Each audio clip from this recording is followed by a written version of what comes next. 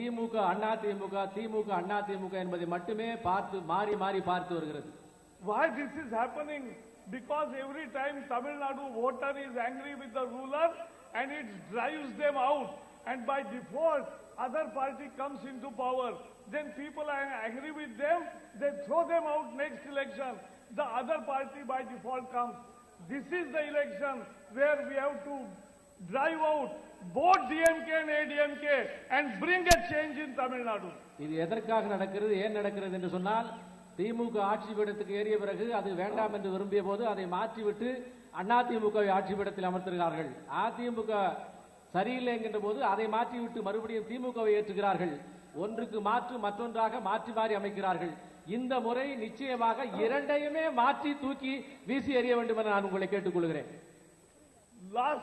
Yesterday, Amma declared her manifesto of I will give this free, that free, and whatever. And she is expert in putting her stamp on every central scheme.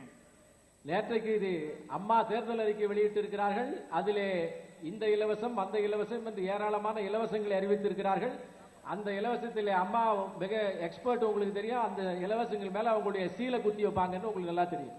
Yesterday she declared now she will have Tui Mai Gramam, but that is nothing but Swachh Bharat of Modi. நேற்றைக்கு தூய்மையான கிராமம் என்பதை அம்மா அறிவித்திருக்கிறார்கள். அது மோடியினுடைய தூய்மை பாரத் ஸ்வச் பாரத்தினுடைய மற்றொரு அங்கம். Chennai had the worst flood, and Modi as Prime Minister immediately came here and declared 2,000 crore rupees and immediately gave it. சென்னையினுடைய வெள்ளத்தின் போது மோடி அவர்கள் இங்கே வந்தார்கள். 2000 கோடி ரூபாய் மக்களுக்கு நிவாரணமாக உடனடியாக வழங்கினார்கள். What Amma did, put her stamp, sticker on the check and distributed 5,000 rupees in 8 lakh families as her money. But let me tell, that is not Amma money order, that is Modi money order. அம்மா என்ன சாதனை செய்தாங்க? மோடி கொடுத்த 2000 கோடி ரூபாயில வீட்டுக்கு 5000 ரூபாய் கொடுத்து அவங்களுடைய சீல அம்மா சீல கொடுத்து வீட்டுக்கு இலவசமாக for poor people ஸ்டிக்கர் கொடுத்து ஸ்டிக்கர் அதிலே சொல்லி வைத்து தன்னுடைய இலவசமாக மக்களுக்கு தெரிவித்தார்கள். In ration shops poor people get 20 kilo free rice. What is the truth of free rice? That is called Amma Arasi. What is the truth of Amma Arasi? We pay the farmers 15 rupees. We take it to the mill and mill it and make rice out of it. Then we store. Central government incurs 32 rupees per kg expenditure for giving free chawal, free rice to poor people. அம்மா 20 kilo அரிசி தருகிறார்கள். அது அம்மா அரிசி என்று சொல்லுகிறார்கள். உண்மையிலே நிலை என்ன? விவசாயியிடம் இருந்ததை வாங்கி 16 ரூபாய்க்கு செலவழித்து அதை மில்லுக்கு அனுப்பி உடைத்து அரிசியாக மாற்றி மத்திய அரசாங்கத்துக்கு 32 ரூபாய் அதிலே செலவாகிறது. 32 ரூபாய் மத்திய அரசாங்கத்துடைய பணம் அந்த அம்மா அரிசியில இருக்கிறது. Amma gives, so center gives 32 rupees. Amma gives 3 rupees and they call it Amma Arasi. If 3 rupees Amma Arasi, 32 rupees center is giving, it is really Modi Arasi, Pradhan Mantri Arasi. அம்மா 3 ரூபாய்க்கு அரிசி கொடுக்கறாங்க. ஆனால் உண்மையிலேயே மத்திய அரசு 32 ரூபாய் அந்த அரிசி கொடுக்கிறது. 32 ரூபாய்க்கு அரிசி கொடுக்கின்ற மத்திய அரசுடைய அரிசி 3 ரூபாய்க்கு கொடுத்து அம்மா அரிசி என்று சொல்லுகிறார்கள். உண்மையிலேயே 32 ரூபாய் கொடுக்கக்கூடிய மத்திய அரசுடைய அந்த அரிசி மோடி அரிசி. And yesterday she has promised so many things which she is stopping. Central government is helping. She has promised internet. Central government has planned and brought optical fiber network to provide broadband connectivity to all villages and give internet connectivity to everybody. அம்மாவுடைய நிறைய வாக்குறுதிகளை அவர்கள் தருகிறார்கள். ஆனால் வாக்குறுதி எதுவுமே நிறைவேற்றப்படவில்லை. இன்டர்நெட்டை கொடுப்பதற்காக மத்திய அரசாங்கம் ஆப்டிகல் ஃபைபரை நிறுவி இலவசமாக வைஃபை மத்திய அரசாங்கம் கொடுத்துக் கொண்டிருக்கிறது. But when we brought that scheme, every state has agreed and given free right of way to allow to dig Bay pipeline, that only has to be given by the state. Tamil Nadu is the only state which has refused right of access, right of internet of the poor people of Tamil Nadu in villages. ஏழை மக்களுக்கு தமிழ்நாட்டு மக்களுக்கு இலவசமாக wifi தருவதற்காக மத்திய அரசு optical ஃபைபரை அங்கங்கே தோண்டி எடுத்து கொடுத்து தமிழ்நாட்டுக்கு கொண்டு வர வேண்டும் என்று முயற்சி செய்தால் இந்த தமிழ்நாட்டினுடைய அரசாங்கம் அதை செய்வதற்கு தயாராக இல்லை. எனவே தமிழ்நாட்டுக்கு இதை தருவதற்கு தயாராக இல்லாமல் இருப்பது அம்மாவுடைய அரசாங்கம். DMK and ADMK both are promising two things. What is their promise? They will establish Lokayukta. We are asking, all the states have Lokayukta. Why Tamil Nadu, when you were ruling for 50 years, why you did not establish Lokayukta up till now? திமுக அண்ணா திமுக அரசாங்கங்கள் இப்ப என்ன சொல்லிக்கிட்டு இருக்கு? லோகாயுக்தாவை கொண்டு வருவோம் என்று சொல்லுகிறது. லோகாயுக்தா 50 ஆண்டு காலமாக மாறி மாறி ஆண்ட நீங்கள் இதுவரை ஏன் இந்த லோகாயுக்தாவை கொண்டு வரவில்லை என்று நாங்கள் கேட்கிறோம். And if Lokayukta they will never establish, because if Lokayukta comes into existence, who will go to jail? All DMK and ADMK leaders will go to jail. அவர்கள் நிச்சயமாக லோகாயுக்தாவை கொண்டு வர மாட்டார்கள். ஏனென்று சொன்னால் அப்படி கொண்டு வந்தால் திமுக அண்ணா திமுக காரர்கள் முதல்ல ஜெயிலுக்கு போக வேண்டியிருக்கும். They have also promised prohibition. They are the two parties who are living by Tasmak, and they are eating out of their hands Tasmak, and they have promoted Tasmak for 50 years and destroyed poor families of Tamil Nadu. தமிழ்நாட்டினுடைய ஏழை எளிய மக்களை கடந்த 50 ஆண்டு காலமாக டாஸ்மாகை திறந்து அவர்களை கொண்டிருக்கிறார்கள், அவர்களை குடியிலே மூழ்கடித்திருக்கிறார்கள். ஆனால் இவர்கள் டாஸ்மாகை ஒழிப்பேன் என்று சொல்லிக் கொண்டிருக்கிறார்கள். Therefore they will never bring prohibition, they will never bring Lokayukta. These are all false promises. நிச்சயமாக அவர்கள் லோகாயுக்தாவை கொண்டு வர மாட்டார்கள். நிச்சயமாக அவர்கள் மதுவிலக்கை நிச்சயமாக கொண்டு வர மாட்டார்கள். காரணம் அவர்கள் பொய் உத்தரவாதங்கள் தந்து கொண்டிருக்கிறார்கள். Last election, Amma promised 20 liters every day free mineral water to poor. I am asking, where is that free water? She is now charging 10 rupees per bottle. She is doing business. கடந்த தேர்தலிலே அம்மா அவர்கள் வீடுக்கு 20 litre mineral water குடிநீர் தருவேன் என்று சொன்னார்கள் இலவசமாக. ஆனால் எங்கே கொடுத்தார்கள்? அவருடைய வாக்குறுதியானது காற்றிலே போனது. காரணம், 1 லிட்டர் தண்ணீருக்கு 10 ரூபாய் இப்போது விலை வைத்து விற்று கொண்டிருக்கிறார்கள். DMK said they will bring now Jallikattu back. I am asking, who banned Jallikattu? It was Congress and DMK's UPA government which banned Jallikattu. I, as a Minister of Environment, have issued notification and allowed Jallikattu, and I am very sure next year Jallikattu will be played in Tamil Nadu. திமுக தேர்தல் அறிக்கையிலே சொல்லுகிறார்கள், நாங்கள் ஜல்லிக்கட்டை கொண்டு விடுவோம் என்று சொல்லி. யார் ஜல்லிக்கட்டை தடை செய்தது? திமுக காங்கிரஸ் ஆட்சியிலே தான் ஜல்லிக்கட்டுக்கு தடை விதிக்கப்பட்டது. நான் மந்திரியான பிறகு ஜல்லிக்கட்டை தடை நீக்குகின்ற நோட்டிபிகேஷனை போட்டு நிச்சயமாக ஜல்லிக்கட்டை பாரதிய ஜனதா கட்சி உறுதியாக கொண்டு வரும். What is the difference between DMK, ADMK and Modi government? DMK and DMK both are corrupt. Both are bad governance. They are giving corrupt full bad governance. And what is Modi? Corruption free good governance. Modi அவர்களுக்கும் திமுக அண்ணா திமுக அரசாங்கங்களுக்கும் வித்தியாசம் என்ன? மோடி அவருடைய அரசாங்கத்தை போலல்லாமல் திமுக அண்ணா திமுக அரசாங்கம் நிர்வாக சீர்கேடு, ஊழல் இவற்றின் மொத்த உருவமாக இருக்கிறது. மிகச்சிறந்த நிர்வாகம், ஊழலற்ற நிர்வாகம், அதுதான் மோடியினுடைய அரசாங்கம். I am asking you as a voter, now you have to make a choice whether you want corruption free good governance or corruption full bad governance. வாக்காளர்களாக உங்களுக்கு ஒரு கேள்வி வைக்கிறேன்.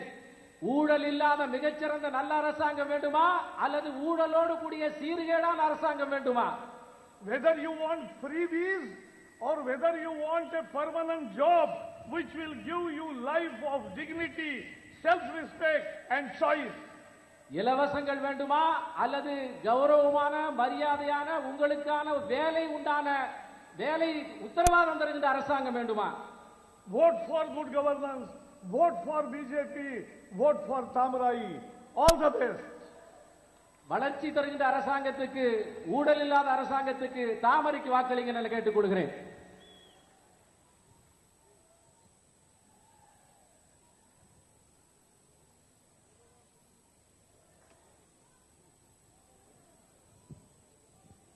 அடுத்ததாக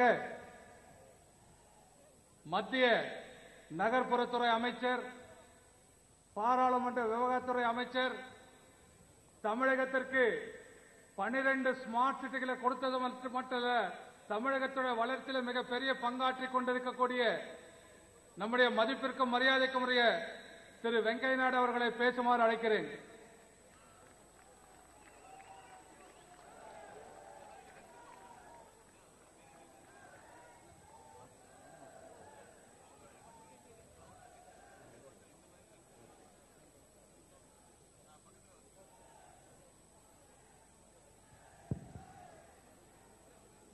தாய்ந்தரே, பெரியவர்களே, சகோதரி சகோதரிகளே, அனைவருக்கும் வணக்கம்.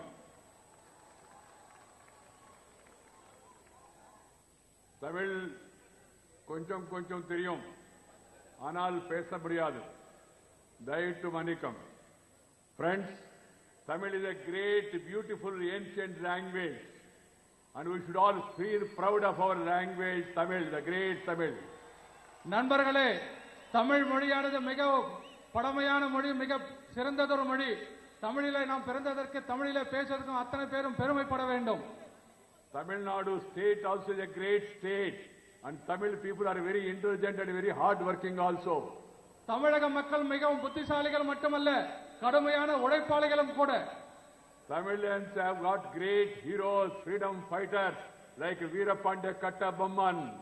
தமிழகத்தில் மிகப்பெரிய போராட்ட வீரர்கள் இருக்கிறார்கள், வீரபாண்டிய கட்டபொம்மனை போல, Pasumpan Muthuramanlinga Theva, பசம்பொன் முத்துராமலிங்க தேவரை போல, the great freedom fighter V.O. Chidambaram Pillai, மிகப்பெரிய சுதந்திர போராட்ட வீரர் வ.உ. சிதம்பரம் பிள்ளை அவர்கள், the great poet Subramanya Bharati, மிகப்பெரிய கவிஞர் சுப்பிரமணிய பாரதியாரை போல, the great simple chief minister Kamaraj Nadar, மிக எளிமையான முதலமைச்சர் திரு காமராஜர் போல, the great people's leader even Anna, மிகச்சிறிய தலைவராக இருந்த மரியாதைக்குரிய அண்ணா அவர்களைப் போல, the great actors like Shivaji Ganesan and M.G. Ramachandran. மிகப்பெரிய நடிகர்களாக இருந்த எம்.ஜி. ராமச்சந்திரனை போல, சிவாஜியை போல. But the entire country is moving forward and Tamil Nadu is looking backward. Why this? ஒட்டுமொத்த பாரத நாடும் முன்னேறி செல்லுகின்ற பொழுது தமிழகம் மற்றும் பின்னோக்கி வருகின்றது. என்ன காரணம்? The other day Sonia ji and Karunanidhi ji, they have come together. இதற்கு முன்பாக சோனியா காந்தி அவர்களும் கருணாநிதி அவர்களும் நேற்றைக்கு ஒருங்கிணைந்து வந்தார்கள். They have love and hate relationship. அவர்களுக்கு காதலும் இருக்கிறது, அவர்களுக்கு பிடிக்காமலும் இருக்கிறார்கள். Cooperation in Delhi, operation in between, separation in between, again cooperation. மத்தியிலே அவர்களுக்கு வெளிப்படையாக சண்டை, ஆனால் மாநிலத்தில் அவர்கள் இருவருக்கும் ஒற்றுமையாக இருந்து கொண்டிருக்கிறார்கள். இது என்ன வகையான கூட்டணி இது? That's how these parties work also. இது இப்படித்தான் இந்த இரண்டு கட்சிகளும் வேலை செய்து கொண்டிருக்கின்றது. The Communist parties cooperate in Delhi, operate in Thiruvananthapuram, separate in other states. Communist கட்சியும் காங்கிரஸ் கட்சியும் அப்படித்தான் மத்தியிலே டெல்லியில இரண்டு பேரும் ஒற்றுமையாக இருப்பார்கள், கேரளாவில் இரண்டு பேரும் சண்டை போட்டுக் கொள்வார்கள். Morning marriage, afternoon divorce and again marriage. காலையில கல்யாணம், மத்தியானத்திலே விவாகரத்து, மாலையிலே மீண்டும் திருமணம். Delhi mein dosti, Chennai mein kusti.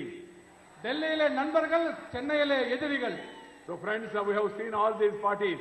நண்பர்களை நாம் இது போன்ற நிறைய கட்சிகளை பார்த்து விட்டோம். For more than 49 years, we have seen DMK and ADMK.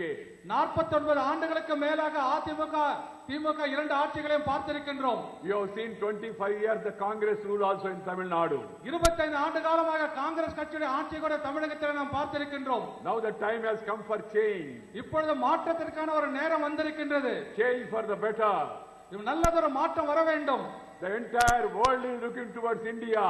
ஒட்டுமொத்த உலகமும் இந்தியாவை நோக்கி பார்த்துக் கொண்டிருக்கின்றது. The India is looking towards Narendra Modi.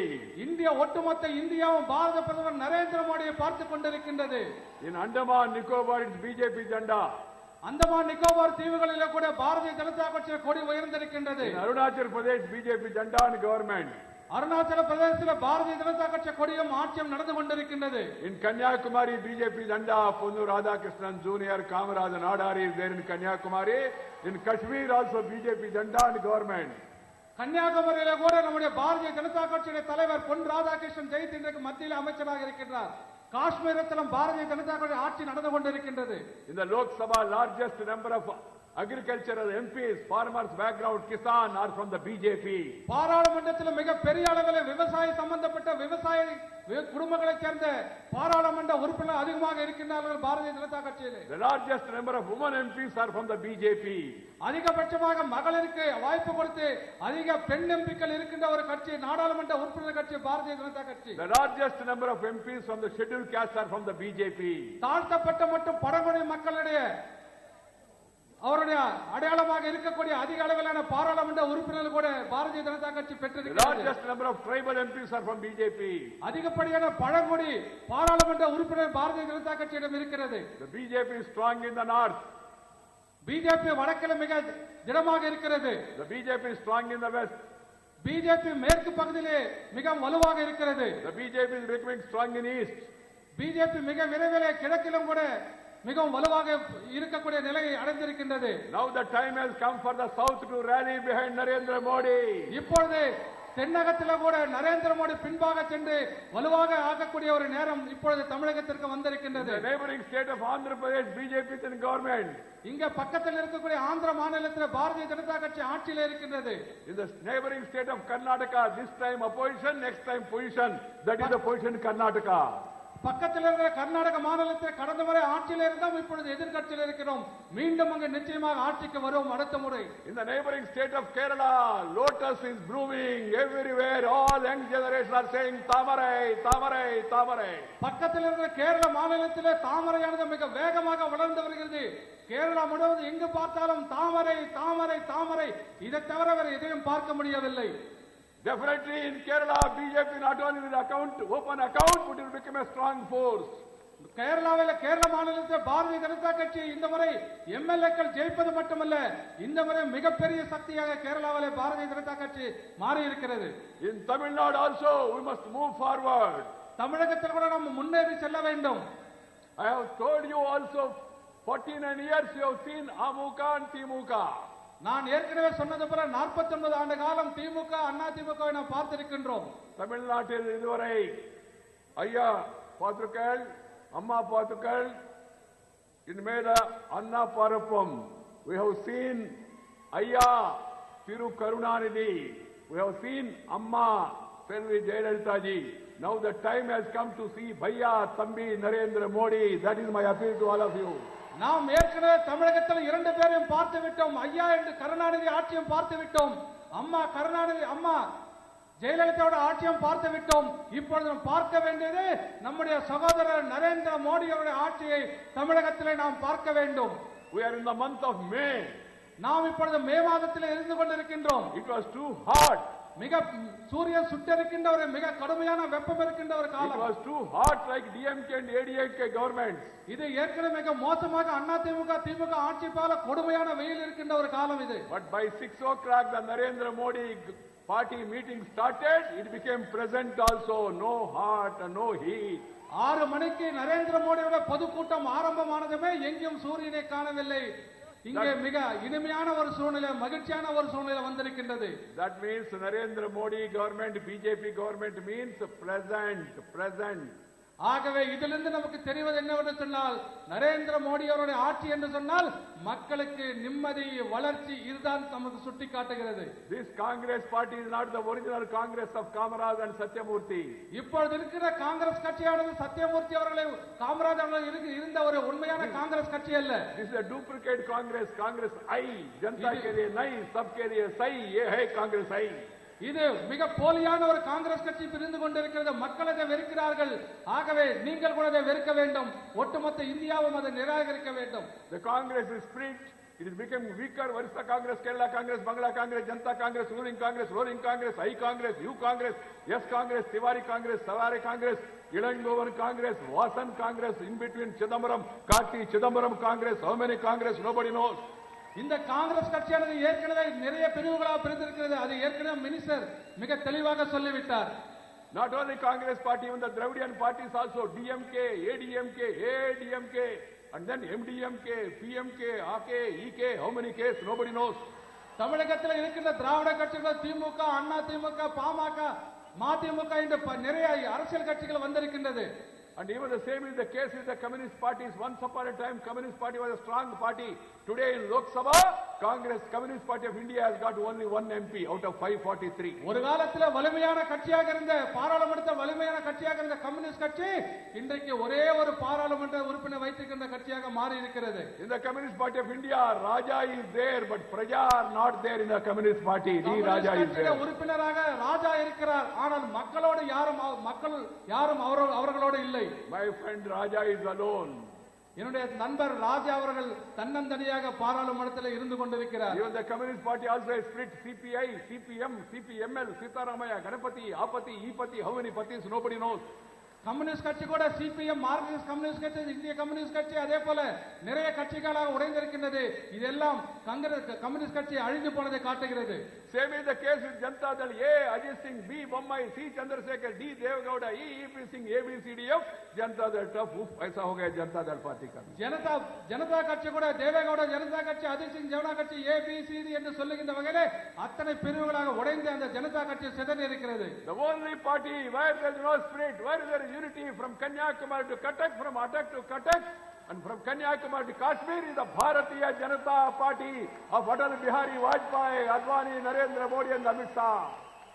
இந்தியாவிலே மிக உடைக்க முடியாத, பிரிக்க முடியாத ஒரே ஒரு கட்சி இருக்கிறது என்று சொன்னால் காஷ்மீரிலிருந்து கன்னியாகுமரி வரை, அட்டக்கிலிருந்து கட்டக் வரை இருக்கின்ற ஒரே கட்சி அடல் பிஹாரி வாஜ்பாய் இருக்கின்ற, மத்திய அத்வானி இருக்கின்ற, நரேந்திர மோடி அவர்கள் இருக்கின்ற, திரு அமித்ஷா அவர்கள் இருக்கின்ற பாரதிய ஜனதா கட்சி என்று நாம் சொல்லலாம். You have seen other parties. வேற நிறைய கட்சிகள் நாம் பார்த்திருக்கின்றோம். కులం పేరుతో, మతం పేరుతో, వర్గం పేరుతో, వర్ణం పేరుతో, జిల్లా పేరుతో, భాష పేరుతో జనాన్ని చీల్చిన వాళ్ళు, ముస్లిం లీగ్ని ముద్దు పెట్టుకున్న వాళ్ళు, సాబుద్దీన్ని సక్కర పెట్టుకున్న వాళ్ళు, ఓవైసీని ఒంటిపైనెక్కించుకున్న వాళ్ళు సిగ్గు లేకుండా వచ్చి మనకి రాజకీయాలు చెబుతూ ఉన్నారు.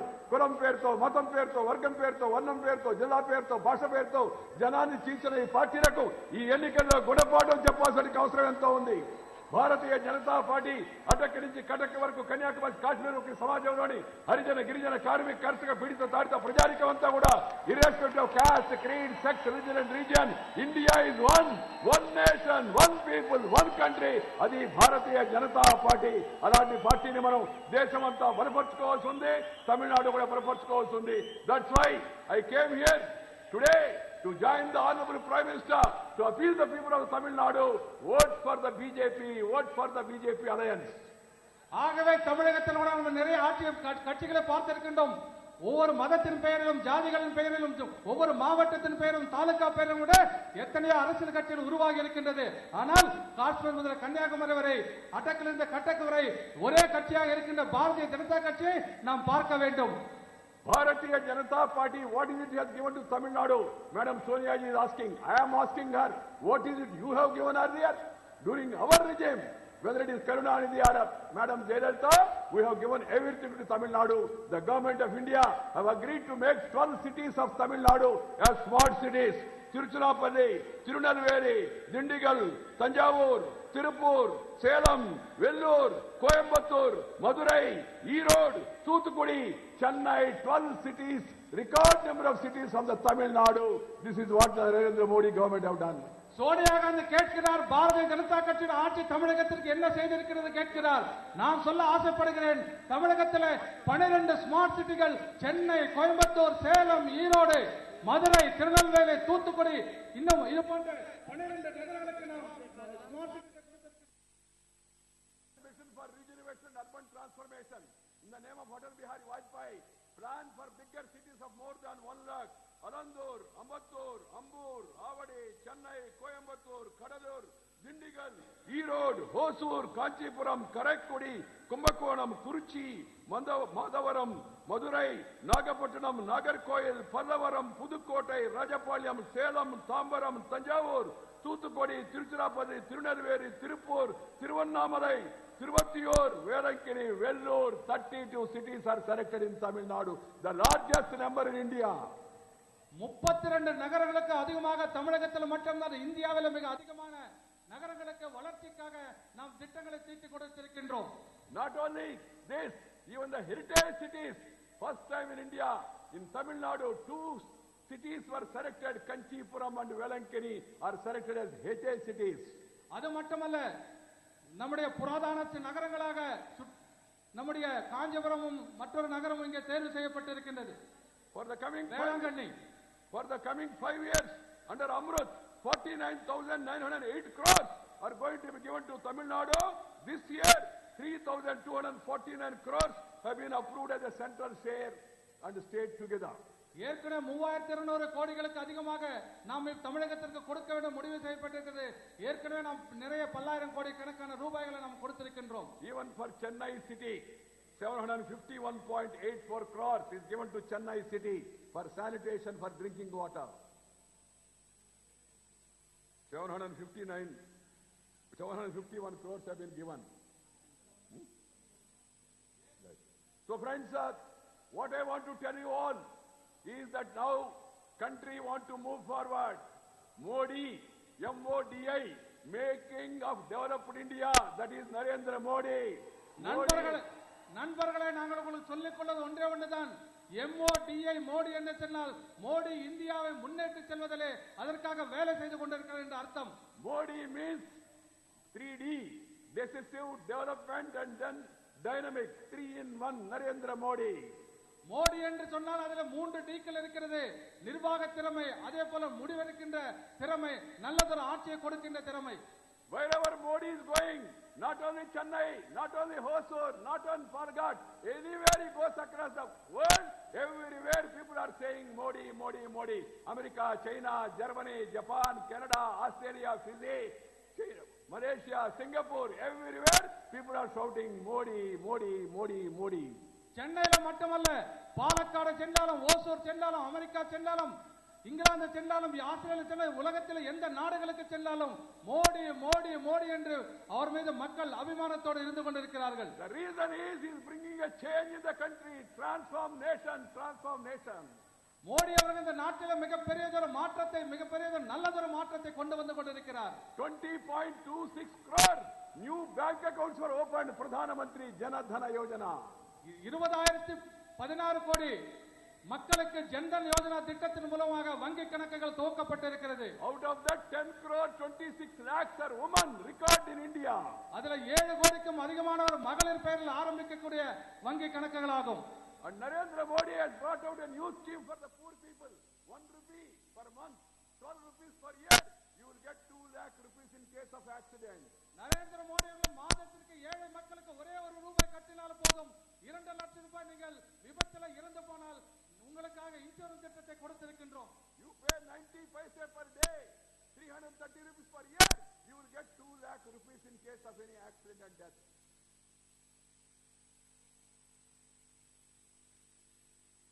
90 paise per day and you will get 2 lakh rupees. రోజుకు 90 పైసలు కట్టు, సంవత్సరానికి 300 రూపాయలు కట్టు, నీకు ప్రమాదం జరిగితే 2 లక్షల రూపాయలు ఇంటికి వస్తుంది. అది మోడీ గారు సామాన్య జనానికి, పేదవాళ్ళకి ఇటువంటి యొక్క కానుక అని చెప్పి సందర్భంగా మీ అందరికీ మనవి చేస్తా ఉన్నాను. அது மட்டுமல்ல, ஒரு நாளைக்கு வெறும் 90 பைசா மட்டும் கட்டினால் போதும், உங்களுக்கு 2 லட்சம் ரூபாய் ஆயுள் காப்பீடு திட்டம் என்ற ஒரு திட்டத்தை மோடி அவர்கள் உங்களுக்கு கொடுத்திருக்கின்றார். Earlier banks were used to give money to rich people, to Malaya, this Malaya and that Malaya, but Modi told the bank to give loan to all ordinary people, the weaver, the caddy tapper, the cycle rickshaw repairer, or even the auto driver or taxi driver, everybody should get a loan. That's what the Prime Minister said, visible lender, Pukaramma, Minkaramma, every Amma has to be given the loan and the Mudra Bank. இதற்கு முன்பாக வங்கிகளே கடன் வாங்க வேண்டும் சொன்னால் மல்லையா போன்றவர்கள் மட்டும்தான் கடன் வாங்க முடியும். ஆனால் மோடி அவர்கள் ஏழை மக்களுக்கு, ஆட்டோ ஓட்டுவர்களுக்கு, ஏழை தொழில் செய்பவர்களுக்கு, இவர்களுக்கெல்லாம் முத்ரா வங்கி திட்டத்தின் மூலமாக வங்கி கணக்குகள் கொடுக்க, வங்கியில கடன் கொடுப்பதற்கு ఏర్పాటు చేయదిరికారు. ఇంతకు ముందు బ్యాంకులు ధనికులకు మాత్రమే, డబ్బులున్న వాళ్ళకి మాత్రమే లోన్ ఇచ్చేవి. కానీ మోడీ గారు వచ్చిన తర్వాత చెప్పాడు, పేదవాళ్లకు లోన్లు ఇవ్వాలి. పువ్వులమ్మే పుష్పమ్మకు, చేపలమ్మే చెన్నమ్మకు,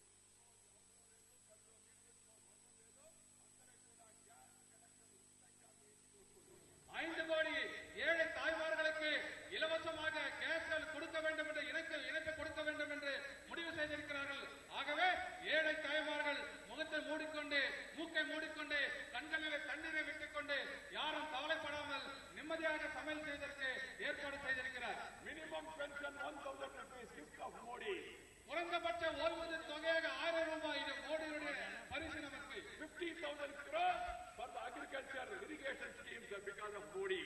5 லட்சம் கோடி ரூபாய்கள் விவசாயத்திற்கு ஒதுக்கி இருக்கிறார்.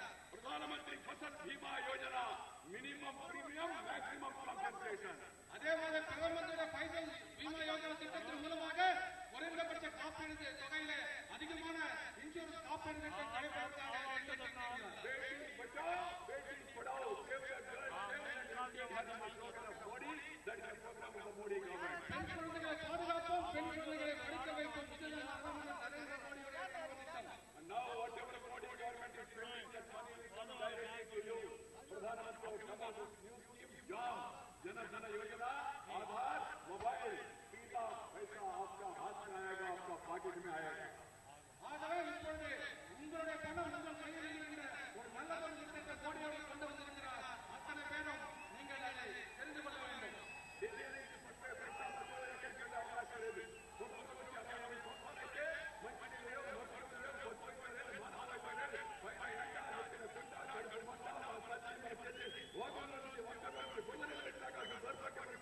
தெரிந்து கொள்ள வேண்டும்.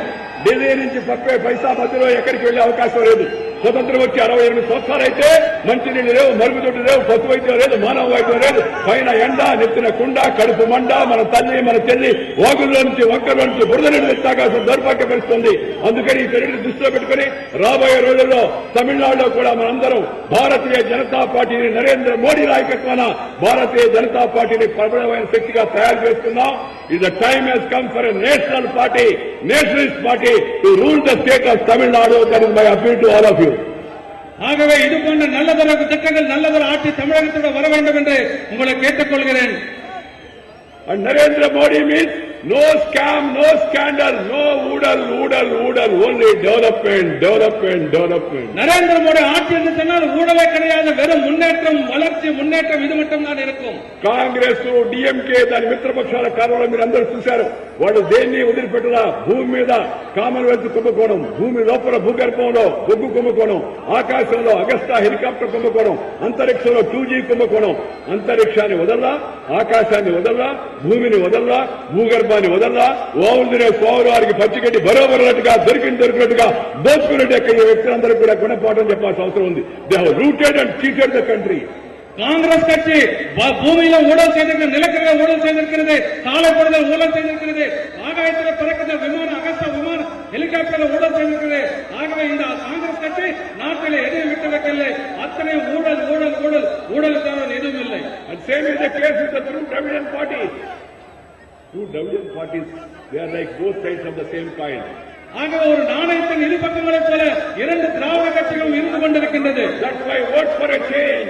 ஆகவே மாற்றத்திற்காக இந்த முறை வாக்களியுங்கள். Vote for Modi's leadership. ஆகவே மோடிக்காக இந்த முறை வாக்களியுங்கள். Modi has the character, caliber, capacity, conduct, discipline, dynamism, dedication, devotion, all in one. That is Narendra Modi. Modi அவர்கள் நல்ல நிர்வாகத்திறமை, நல்ல ஆட்சி, நல்லதொரு வளர்ச்சியான ஒரு நல்லதொரு பார்வை இருந்து கொண்டிருக்கிறது. ஆகவே மோடி அவருக்கு ஆதரவை கொடுங்கள். Modi means development. மோடி என்றால் வளர்ச்சி. Modi means economic prosperity. Modi என்றால் மிகப்பெரியதொரு நிம்மதியான ஒரு சூழ்நிலை. Modi means employment. மோடி என்றால் வேலை வாய்ப்பு. Modi means welfare of the poor people. Modi என்றால் மக்களுக்கான ஏழை மக்களுக்கான நல்ல திட்டங்களை கொடுப்பவர். Modi means inclusive development. Modi என்றால் அனைவரும் ஒருங்கிணைந்த வளர்ச்சி திட்டங்கள். You have seen Atal Bihari Vajpayee government earlier. நீங்கள் ஏற்கனவே அடல் பிஹாரி வாஜ்பாய் அரசாங்கத்தை பார்த்திருக்கிறீர்கள். In Vajpayee government, air connectivity, rail connectivity, highway connectivity, rural connectivity, tele connectivity, terminal connectivity, port connectivity you have seen. And now Modi is taking that connectivity forward. Vajpayee அரசாங்கத்தில் ஆகாயத்தை இணைத்தார், சாலைகளை இணைத்தார், ரயில் பாதைகளை இணைத்தார். ஆக இப்போது மோடியை பார்க்க இந்த நாடு முழுவதும் இணைத்துக் கொண்டிருக்கிறார். Now the time has come that we should stand by Narendra Modi. இப்பொழுது நம்முடைய மரியாதைக்குரிய பாரத பிரதமர் நரேந்திர மோடி அவர்கள் வருகை தந்திருக்கிறார். 50 years of Congress rule, no one way, like a no way. 5 years of Atal Bihari Vajpayee, 4-way highway. 50 ஆண்டுகால ஆட்சியிலே மோடி அவர்கள் காங்கிரஸ் ஆட்சிக்கு பிறகு மோடி அவர்கள் மிக திறமையானது ஆட்சியை கொடுத்திருக்கின்றார். That's why we have to take that development forward. ஆகவேதான் நாம் இந்த முன்னேற்றமான திட்டங்களை முன்வைத்து வந்திருக்கின்றோம். The poor people are thinking that Modi is the messiah of the poor. ஏழை மக்கள் நினைக்கிறாங்க அவர்தான் நம்மளை ரட்சிக்க வந்த கடவுள் என்று ஏழை மக்கள் நினைக்கின்றனர். అందుకే నేను ముందే చెప్పాను, కమ్మరి కుమ్మరి వడ్రంగి నేత గీత బోయ యాదవ చాకరి మంగరి హరిజన గిరిజన నంబోడ అందరూ కూడా మోడీ నాయకత్వాన్ని బలపరుచుకోవాల్సి ఉంది. మన రాష్ట్రాన్ని ముందుకు తీసుకెళ్లవలసి ఉంది. ఈ ప్రయత్నం మీరు అందరూ చేస్తారని చెప్పి ఆశిస్తున్నాను. మీ అందరికీ కూడా ధన్యవాదాలు. நன்றி, வணக்கம். ஆகவே நீங்கள் கூட நல்லதன் ஆட்சியை கொடுக்கக்கூடிய மோடி அவர்களுக்கு ஆதரவு கொடுக்க கேட்டுக்கொண்டு வார்த்தையை முடிக்கின்ற. நன்றி, வணக்கம். இப்பொழுது நாம் அத்தனை பேரும் எதிர்பார்த்துக் கொண்டிருக்கக்கூடிய பாரத பிரதமர் அத்தனை பேர் வாஜ்பாயுடைய நல்லதன் ஆட்சி மீண்டும் தெரிந்து கொண்டிருக்கக்கூடிய நம்முடைய மதிப்பிற்கும் மரியாதைக்கும் பாரத பிரதமர் நரேந்திர மோடியை வரவேற்று நம்முடைய மாநில தலைவர் டாக்டர் தமிழிசை சவுந்தரராஜன் அவர்கள் இங்கே வரவேற்று பேசுவார்கள்.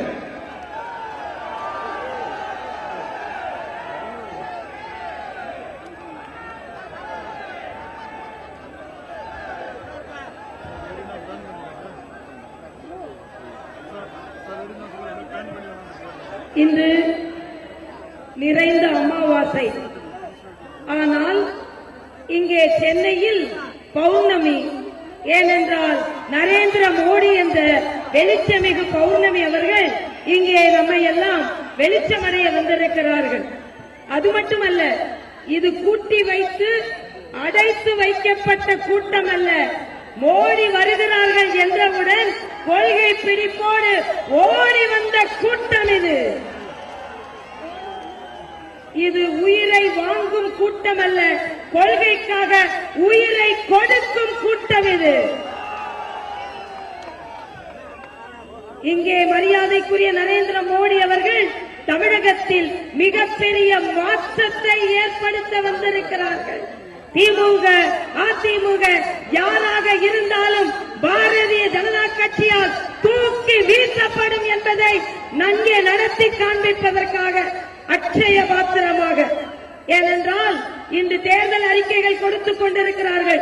ஒருவர் காலி பானையை வைத்துக் கொண்டு வாருங்கள் வாருங்கள் கொடுக்கிறேன் என்று சொல்கிறார். இன்னொருவர் பானையை எடுத்து வைத்துக் கொண்டு முன்னால் கொடுக்கிறேன் இப்போது கொடுக்கிறேன் என்று சொல்கிறார். ஆனால் நம்ம நரேந்திர மோடி அவர்கள் அட்சய பாத்திரம். எத்தனை திட்டங்கள் நமக்கு கிடைக்க வேண்டுமோ அத்தனை திட்டங்களையும் தமிழகத்திற்கு கொடுக்க வேண்டும் என்று அவர் சொல்கிறார். நல்லாட்சி நாயகர் நரேந்திர மோடி அவர்கள் இருக்கிறார்கள்.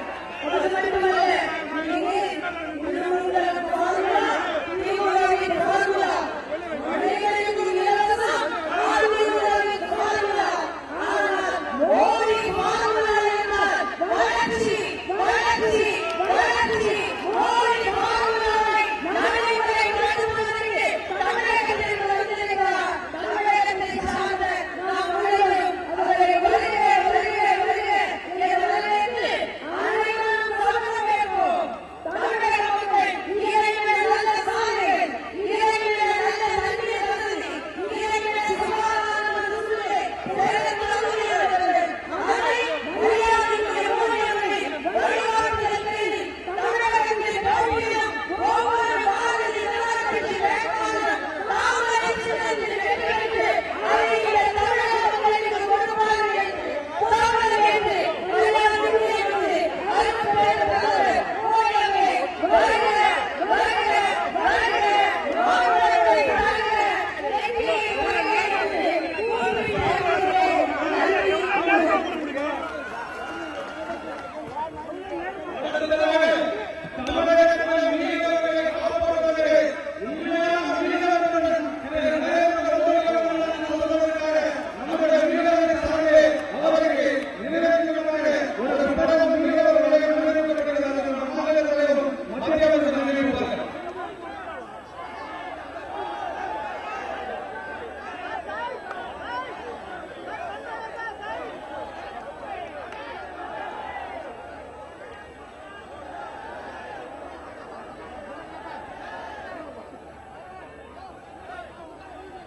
இப்பொழுது நம்முடைய மத்திய இளைஞர்கள் கப்பல் மற்றும் கடலை போக்குவரத்து மதிப்பிற்கும் மரியாதைக்குரிய அண்ணன் பொன் ராதாகிருஷ்ணன் அவர்கள் வேட்பாளர்களை அறிமுகப்படுத்தி வைக்குமாறு கேட்டுக் கொள்கிறேன்.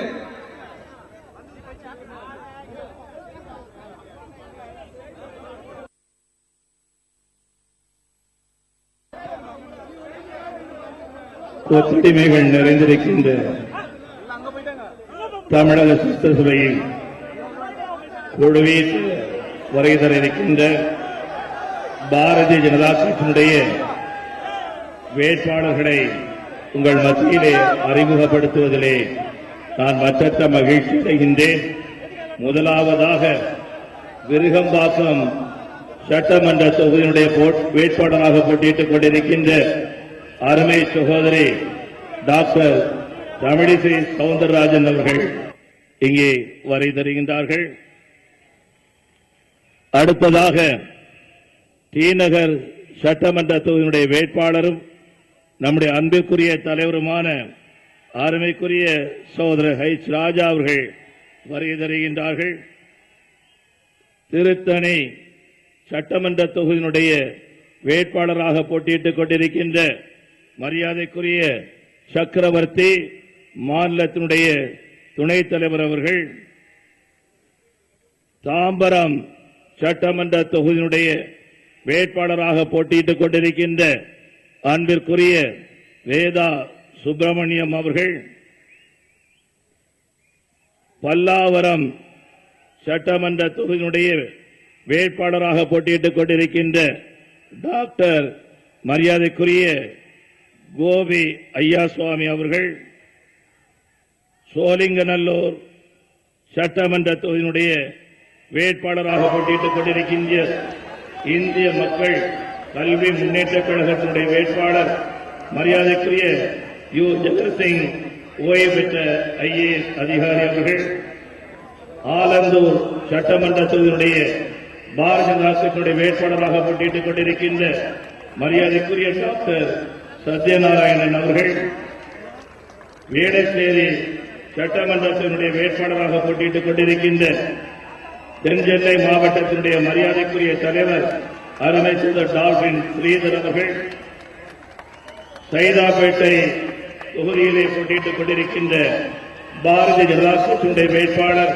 மரியாதைக்குரிய காளிதாஸ் அவர்கள், மயிலாப்பூர் சட்டமன்றத்தினுடைய வேட்பாளராக போட்டியிட்டுக் கொண்டிருக்கின்ற மரியாதைக்குரிய திரு நாகராஜன் அவர்கள்,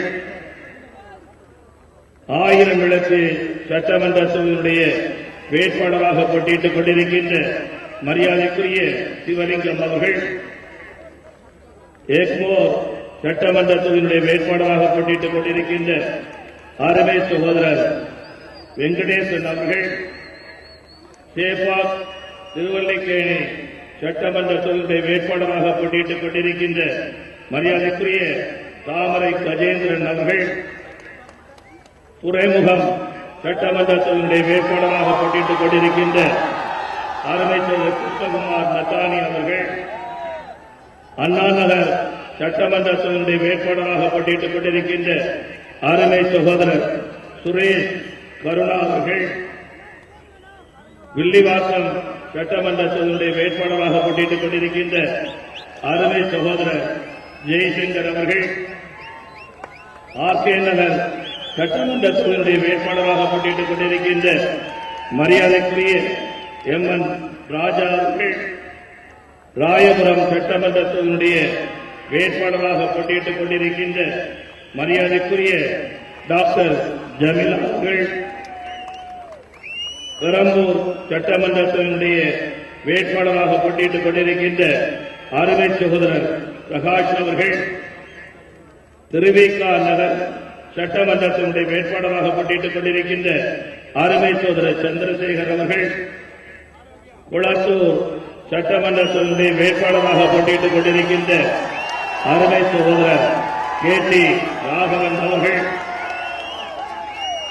ஆவடி சட்டமன்றத்தினுடைய வேட்பாளராக போட்டியிட்டுக் கொண்டிருக்கின்ற அருமை சகோதரர் லோகநாதன் அவர்கள், பூந்தமல்லி சட்டமன்றத்தினுடைய வேட்பாளராக போட்டியிட்டுக் கொண்டிருக்கின்ற அருமை சகோதரர் அமர்நாத் அவர்கள், மாதவரம் சட்டமன்றத்தினுடைய வேட்பாளராக போட்டியிட்டுக் கொண்டிருக்கின்ற மரியாதைக்குரிய ஆர்.எம்.ஆர்.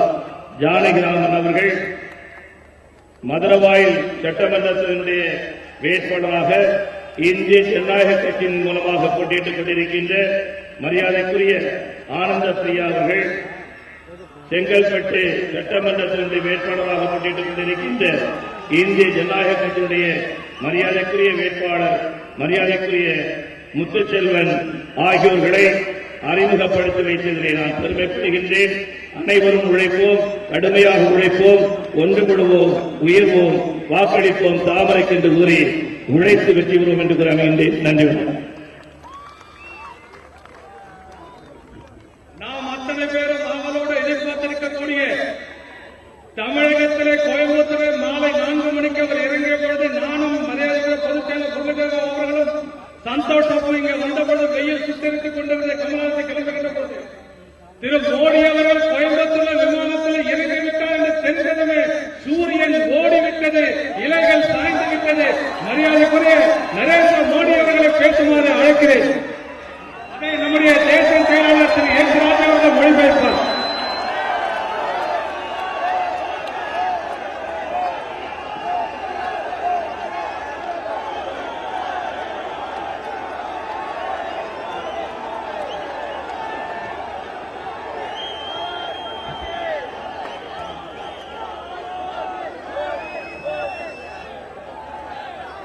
வணக்கம்.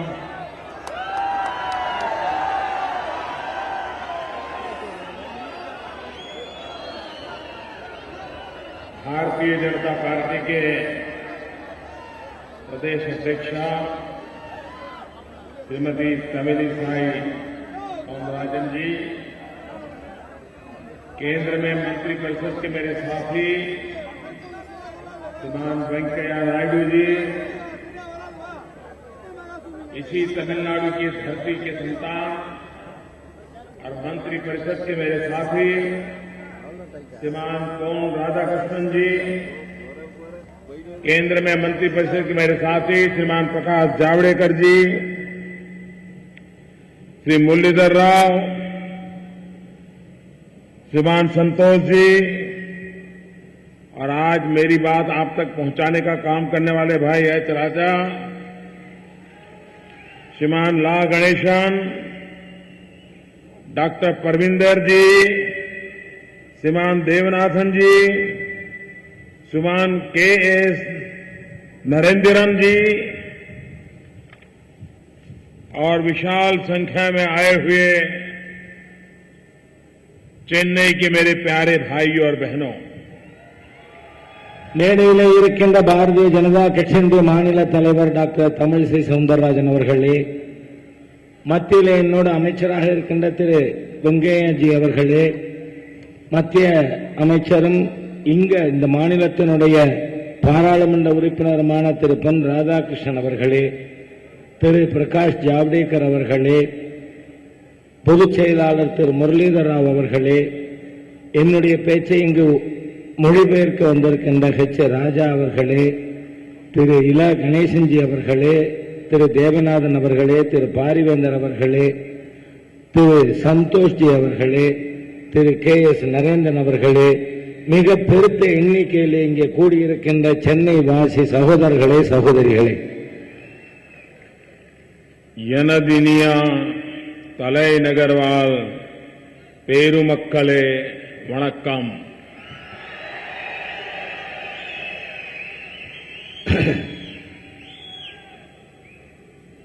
मैं अभी होसूर से आ रहा हूं और जो मैं माहौल देख रहा हूं, इस चुनाव में मेरा ये पहला प्रवास है, लेकिन लग रहा है कि अब तमिलनाडु की जनता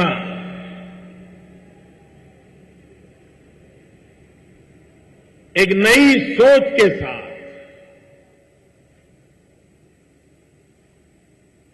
तमिलनाडु का भाग्य बदलने के लिए कृत संकल्प है, ऐसा साफ साफ दिखाई देता है. நான் தற்பொழுது ஹோசூரிலிருந்து வருகிறேன். ஆனால் இந்த சூழ்நிலையை பார்க்கும் பொழுது தமிழக மக்கள் மிகவும் சிந்தித்து தமிழகத்தின் எதிர்காலத்தை மாற்றுவதற்காக ஒரு திட சிந்தனையோடு இருக்கிறார்கள் என்பது எனக்கு மிக தெளிவாக தெரிகிறது. तमिलनाडु को अब सोचना चाहिए कि जो दो दलों के बीच में तमिलनाडु के नौजवानों का भविष्य लटका हुआ है, उन तमिलनाडु के नौजवानों का भाग्य क्या हो, इस पर अब तमिलनाडु ने गंभीरता से सोचने की जरूरत है। தமிழகத்திலே இந்த இரண்டு கட்சிகளுக்கு இடையிலே இளைஞர்களுடைய எதிர்காலம் மிகவும் பாதிக்கப்பட்டிருக்கிறது. இந்த இளைஞர்களின் எதிர்காலம் என்ன ஆக வேண்டும் என்பதை பற்றி நாம் தீவிரமாக சிந்திக்க வேண்டிய தருணம் இது.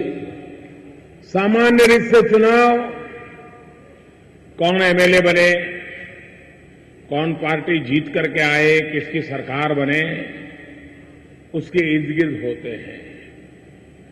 लेकिन पिछले 25-30 साल का इतिहास देखें तो तमिलनाडु के लिए कौन एमएलए बने, कौन पार्टी जीते, किसकी सरकार बने, ये चुनाव का मुद्दा नहीं है। चुनाव का मुद्दा ये है कि आगे तमिलनाडु के भविष्य का होगा क्या। பொதுவாக தேர்தல் என்று சொன்னால் யார் எம்எல்ஏயாக ஜெயிக்கப் போகிறார்கள், யார் ஆட்சி அமைக்கப் போகிறார்கள் என்று கணக்கிடுவார்கள். ஆனால் இந்த தேர்தலில் யார் எம்எல்ஏயாக போவது, யார் ஆட்சி அமைக்கப் போவது என்பது பிரச்சனை அல்ல. தமிழ்நாட்டின் எதிர்காலம் என்னவாக இருக்கப் போகிறது என்பது இந்த தேர்தலின் பிரச்சனையாக அமைந்திருக்கிறது. आपने यहां परिवार झेला है, आपने भ्रष्टाचार झेला है, आपने यहां कुशासन झेला है, आपने यहां अंधकारमय भविष्य को देखा है। अब समय की मांग है कि हम सब मिलकर के तमिलनाडु को संकटों से बाहर निकालें। நீங்கள் இங்கு குடும்பங்களை பார்த்திருக்கிறீர்கள், இங்கிருந்து ஆட்சியை பார்த்திருக்கிறீர்கள். ஆனால் இப்பொழுது நாம் பார்க்க வேண்டியது, நாம் அனைவரும் இணைந்து இந்த தமிழகத்தின் எதிர்காலத்தை பற்றி நாம் முடிவெடுக்க வேண்டும் என்பதை இப்பொழுது நாம் நினைத்து பார்க்க வேண்டும். आज दिल्ली में जो सरकार बैठी है, आपने देखा होगा कि जहां कभी राज्य सरकारें भी नहीं पहुंचती हैं, वहां दिल्ली सरकार पहुंचने में रति भर भी देर नहीं लगाती है। நீங்கள் இப்பொழுது டெல்லியிலே இருக்கின்ற அரசாங்கத்தை பார்த்திருக்கிறீர்கள். ஏதாவது ஒரு மாநிலத்திலே பிரச்சனை என்றால் மாநில அரசை விட வேகமாக அங்கே போவது மத்திய அரசு என்பதை நீங்கள் பார்க்க முடியும். जब चेन्नई बाढ़ की आफत से गिरा हुआ था,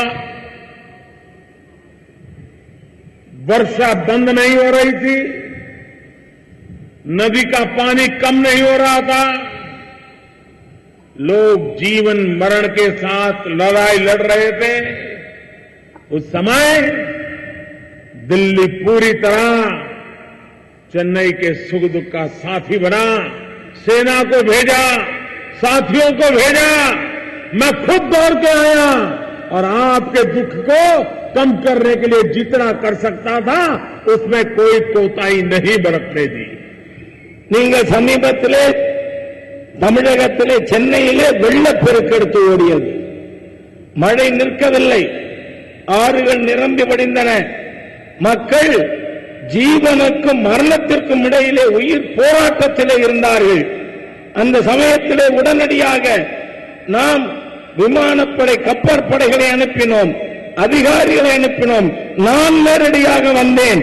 சென்னை மக்களுடைய உங்களுடைய துக்கத்தை போக்குவதிலே உங்களுக்கு உறுதுணையாக ஓடாடி வந்தது மத்திய அரசாங்கம். सरकार क्या होती है, सरकार लोगों के लिए क्या कर सकती है, सरकार चलाने का तरीका क्या हो सकता है, हिंदुस्तान पहली बार एक नयापन अनुभव कर रहा है। அரசாங்கம் என்பது என்ன, அரசாங்கம் என்றால் அது எப்படி செயல்பட வேண்டும், அரசை நடத்துவது எப்படி என்பதை பற்றி இந்த 2 ஆண்டுகளிலே மக்கள் புரிந்து கொண்டிருக்கிறார்கள். श्रीलंका हमारे तमिल भाइयों के लिए हमेशा चिंता का विषय रहा, लेकिन आज दिल्ली में जो सरकार है, श्रीलंका के साथ उसका जो दोस्ताना नाता बना है, और मैं देश का पहला प्रधानमंत्री था जो जाफना गया और जाफना जाकर के मेरे पीड़ित तमिल भाइयों के आंसू पहुंचने का मैंने काम किया. இலங்கையிலே இருக்கின்ற நம் தமிழ் சகோதரர்களுடைய நிலைமை எண்ணி பார்த்தால் கவலைக்கிடமாக இருந்தது. ஆனால் இலங்கை அரசாங்கத்தோடு நல்லுறவு ஏற்படுத்தி அங்கிருக்கின்ற தமிழ் மக்களுக்காக ஜாஃப்னாவிற்கு போன முதல் பிரதம மந்திரி நான். அங்கு போய் தமிழ் மக்களின் கண்ணீரை துடைப்பதற்கான பணியிலே என் அரசாங்கம் இறங்கியது. पिछले 20 साल से जिनका जीवन तबाह हो गया था, ऐसे परिवारों को 50,000 परिवारों को मकान देने का निर्णय किया. 30,000 अब तक दे चुके हैं, बाकी 20,000 का काम तेज गति से चल रहा है. கடந்த 20 ஆண்டுகளிலே அங்கிருக்கின்ற மக்களுடைய கஷ்டங்கள் துயரங்கள் சொல்லி மாளா. ஆனால் 50,000 குடும்பங்களுக்கு வீடு கட்டி கொடுப்பதற்காக நாம் திட்டமிட்டு 30,000 வீடுகள் கொடுக்கப்பட்டு விட்டது. हमारे 5 तमिल मछुआरे श्रीलंका की जेल में सड़ रहे थे, उनको फांसी की सजा हो गई थी. हमने कोशिश की कि मेरे इन तमिल भाइयों की जिंदगी हम बचाएं. राजद्वारी संबंधों के आधार पर कोशिश की, और आज मैं सर झुकाकर संतोष के साथ कह सकता हूं कि जिनके लिए फांसी का फंदा तय था, जिनका मरना निश्चित था, फांसी के तख्त पर से उन 5 मेरे मछुआरा तमिल भाइयों को वापस लाने का मुझे सौभाग्य मिला. அங்கே இலங்கையிலே 5 மீனவ சகோதரர்கள் சிறையிலே வாடினார்கள். அவர்களுக்கு தூக்கு தண்டனை விதிக்கப்பட்டது. அவர்களுடைய மரணம் உறுதியாகி போயிருந்த காலகட்டத்திலே ராஜ்ய உறவுகளின் மூலமாக நாம் முயற்சி செய்து அந்த 5 மரணத்திலிருந்து அவர்களை காப்பாற்றி இன்று நான் தலை நிமிர்ந்து சொல்ல முடியும், என் 5 தமிழ் மீனவ சகோதரர்களை மரணத்திலிருந்து காப்பாற்றி இந்தியாவிற்கே நாம் வாபஸ் வாங்கி கொண்டு வந்திருக்கிறோம். यही मेरी तमिल की धरती का संतान फादर प्रेम भगवान यीशु के लिए काम करता था, समाज की सेवा करता था, अफगानिस्तान में गरीबों के लिए काम करता था. तालिबान के लोग फादर प्रेम को उठा के ले गए. एक बार आतंकवादियों के हाथ कोई चढ़ गया, उसका क्या हालत होती है वो हमने भली भांति देखा है. हमने कोशिश शुरू की फादर प्रेम को बचाने की. 9 महीने तक पता नहीं चल पा रहा था उसको कहां रखा गया है, वो जिंदा है कि मार दिया गया है, उसको हम बचा पाएंगे कि नहीं बचा पाएंगे. उसके पिता, उसकी बहन, गरीब परिवार तमिलनाडु में बेचारे रो रहे थे, उनकी कोई सुन लेने वाला नहीं था. लेकिन हमने मन में सोच के रखा था कि हम आखिर तक कोशिश छोड़ेंगे नहीं, जिस संबंधों का उपयोग कर सकते हैं करेंगे. 9 महीने के बाद फादर प्रेम को अफगानिस्तान में तालिबानियों के बीच में से हम जिंदा निकाल करके ले आए. लाने के बाद भी मैं इसकी घोषणा नहीं कर पाया. मैंने तय किया जब तक काबुल में विमान में वो बैठता नहीं है और काबुल से विमान उड़ता नहीं है, तब तक ये चीज सीक्रेट रहनी चाहिए। और एक बार वो काबुल से विमान में बैठ करके चल दिया, मैंने यहां तमिलनाडु में उसकी बहन को फोन किया। मैंने कहा, बहन, मैं नरेंद्र मोदी बोल रहा हूं। वो मानने को तैयार नहीं थी, वो मानने को तैयार नहीं थी कि ये कोई भारत का प्रधानमंत्री एक तमिलनाडु के गांव में किसी बहन को फोन करे। मैंने उसको विश्वास दिलाया कि मैं खुद बोल रहा हूं, और मैंने कहा, मैं तुम्हें खुशखबरी खबरी दे रहा हूं, 2-2.5 घंटे के बाद तुम्हारा भाई हिंदुस्तान की धरती पर जिंदा लौट आ रहा है। இதே தமிழகத்தைச் சேர்ந்த ஃபாதர் பிரேம் தெய்வத்தின் பணியிலே, ஆண்டவன் பணியிலே ஈடுபட்டுக் கொண்டிருந்தார். அவரை தலிபான்காரர்கள் கடத்தி வைத்திருந்தார்கள். தலிபானிடம் ஒரு முறை மாட்டிக்கொண்டு விட்டால் அவர் உயிரோடு வர முடியுமா? நாம் பலமுறை பார்த்திருக்கிறோம் அவர்களுடைய நிலை என்னவாகும் என்பது நமக்கு தெரியும். ஆனால் 9 மாதங்கள் ஃபாதர் பிரேம் உயிரோடு இருக்கிறாரா அல்லது கொல்லப்பட்டு விட்டாரா என்று தெரியவில்லை. ஆனால் நாம் தேடுதல் பணியிலே இருந்தோம். 9 மாதங்களுக்கு பிறகு அவர் ஆப்கானிஸ்தானத்திலே இருப்பதாக தெரிந்தது. அவரை அந்த தலிபான் தீவிரவாதிகளிடமிருந்து மீட்டு எதுவரை அவர் காபூலிலே விமானத்திலே ஏற்றப்படுகிறாரோ அதுவரை இந்த செய்தி வெளியே தெரியக்கூடாது. அதற்காக இதை பற்றி நாம் எந்த தகவலும் சொல்லாமல் காபூலிலே விமானத்திலே ஏற்றியவுடனே இங்கு தமிழகத்திலே இருக்கின்ற 9 மாதமாக அவரை கடத்தியதை அறிந்து தவித்துக் கொண்டிருக்கின்ற கிராமத்தில் இருக்கின்ற ஏழை குடும்பம், அந்த ஃபாதர் பிரேமுடைய சகோதரிக்கு நான் நேரடியாக தொலைபேசியிலே தொடர்பு கொண்டு நான் நரேந்திர மோடி பேசுகிறேன் என்று சொன்னேன். அவருக்கு நம்பிக்கை இல்லை. ஏனென்றால் இங்கு தமிழகத்திலே இருக்கின்ற ஒரு ஏழை சகோதரியிடம் நேரடியாக பிரதமர் பேசுவார் என்று அவர் நம்பவில்லை. நான் அவரை நம்ப வைக்க வேண்டியிருந்தது. நான் தான் பிரதம மந்திரி பேசுகிறேன், இன்னும் 2.5 மணி நேரத்திலே உங்களுடைய சகோதரன் இந்த ஹிந்துஸ்தானத்தினுடைய மண்ணிலே கால் பதிப்பான் என்கின்ற தகவலை அவருக்கு நான் சொன்னேன்.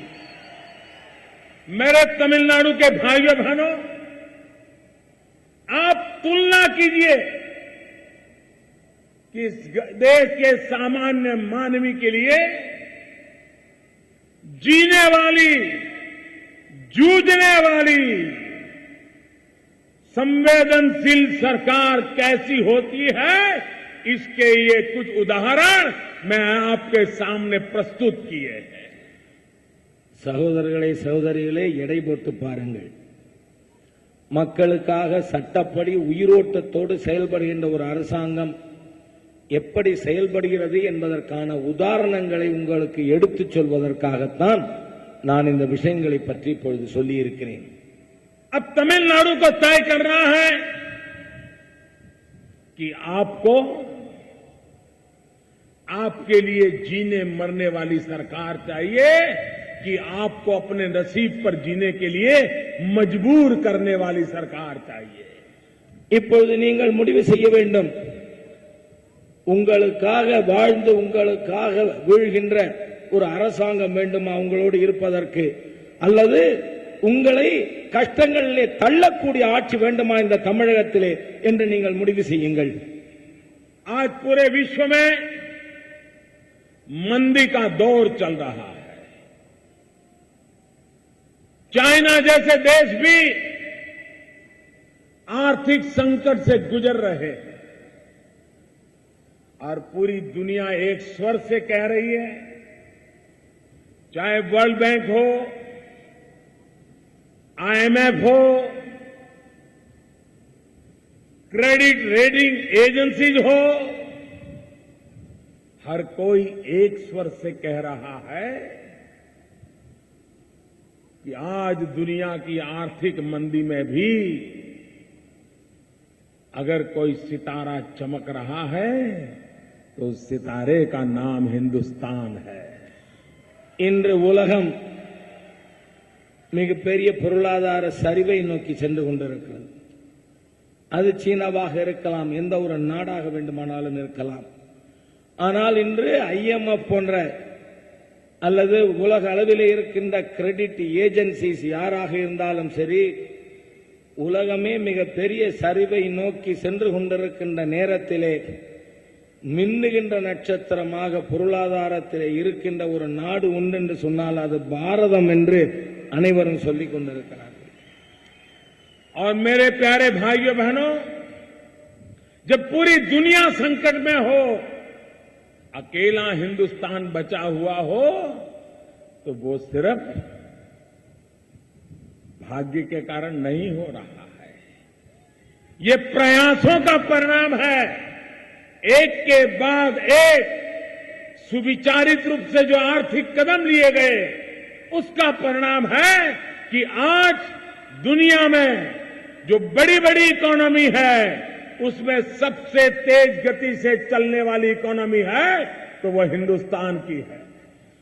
உலகமே பொருளாதார வீழ்ச்சியை சந்தித்துக் கொண்டிருக்கும் பொழுது அதிலே வளர்ச்சி காணுகின்ற ஒரே நாடாக பாரத நாடு இருப்பதற்கு காரணம் ஏதோ அதிர்ஷ்டம் அல்ல, நம்முடைய கடுமையான முயற்சியின் காரணமாகவே நான் இந்த நிலைக்கு வந்திருக்கிறோம்.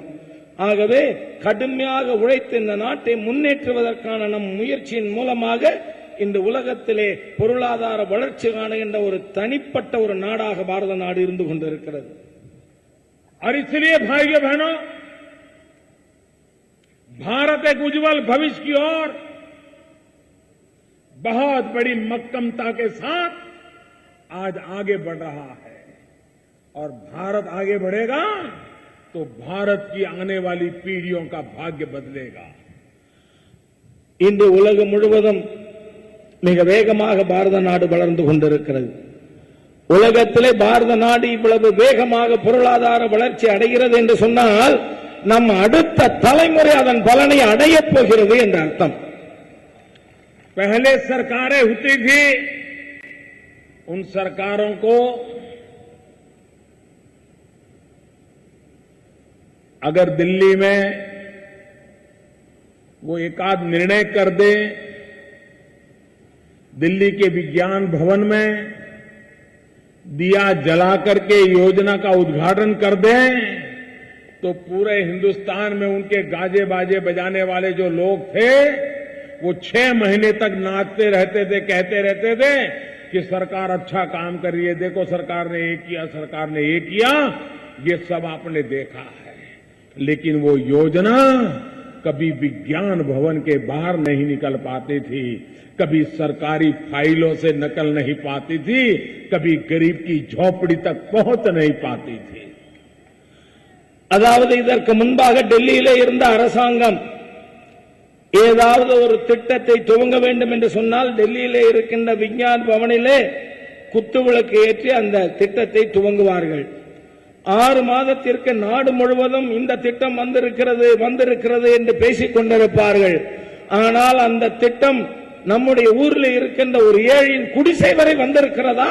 விஞ்ஞான் பவனை விட்டு வெளியிலேயே வராமல் அந்த திட்டங்கள் இருந்து போயிருப்பதை நாம் இதுவரை பார்த்திருக்கிறோம். हमने एक नया कल्चर लाए, हमने तय किया है कि जो योजना आप बनाएंगे उस योजना को आखिरी इंसान तक पहुंचाने का रोड मैप भी होगा, चलाने वाले लोग भी तय होंगे और हर पल उसका मॉनिटरिंग होगा और पाई पाई का पल पल का हिसाब लिया जाएगा. அந்த மாதிரியான கலாச்சாரத்தை நாம் முடிவுக்கு கொண்டு வந்தோம். நம்முடைய அரசாங்கம் ஏதாவது ஒரு திட்டத்தை செயல்படுத்த வேண்டும் என்று சொன்னால் அதற்கான திட்டத்தை வகுத்து ரோடு மேப், அதை யார் செலுத்த வேண்டும், நடத்த வேண்டும், அவர்களை நிர்ணயித்தோம். அது மாத்திரமல்ல, மணிக்கணக்கிலே அதை நாம் கண்காணித்து வந்தோம். அதனால்தான் இன்று நம்முடைய திட்டங்கள் சமுதாயத்தில் கடைசியில் இருக்கின்றவர் வரை கொண்டு செல்வதற்கான ஒரு புதிய செயல்முறை கலாச்சாரத்தை நாம் கொண்டு வந்திருக்கிறோம். सरकार बनने के बाद मैंने स्वच्छ भारत का अभियान चलाया. आपको जानकर के दुख होगा कि हमारे देश में बच्चियां तीसरी चौथी कक्षा में आते कि 1 साल के भीतर भीतर हिंदुस्तान की सभी स्कूलों में बेटियों के लिए अलग टॉयलेट बना दिए जाएंगे। और आज मैं संतोष के साथ कह सकता हूं कि 4.25 लाख टॉयलेट स्कूलों में बना करके उन बेटियों को स्कूल में पढ़ने के लिए अवसर प्रदान करने का काम मेरी सरकार ने कर दिया। நான் தூய்மை இந்தியா திட்டத்தை அறிவித்தோம், ஸ்வச் பாரத் அபியான். எதற்காக? 12 வயது 13 வயது இருக்கின்ற பெண் குழந்தைகள் பள்ளிக்கூடம் போவதை நிறுத்துகிறார்கள். என்ன காரணம்? அந்த பெண் குழந்தைகளுக்கு பள்ளிக்கூடத்திலே தனி கழிவறை இல்லாத காரணத்தினாலே.